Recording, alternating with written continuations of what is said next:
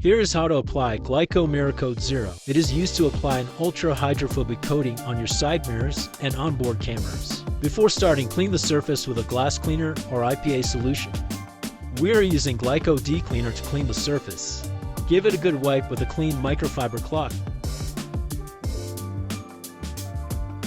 And now you're ready to apply the Glaco Mirror Coat Zero coating. First, simply reuse the packaging by inserting it into your side mirror housing.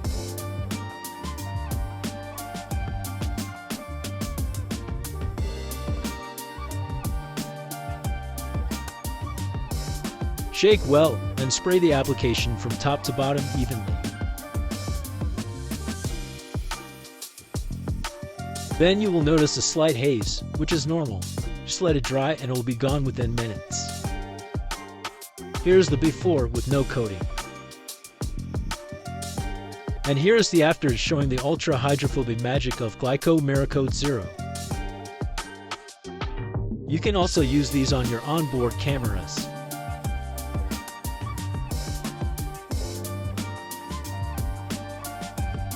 After applying, avoid touching or wiping or washing with high water pressure.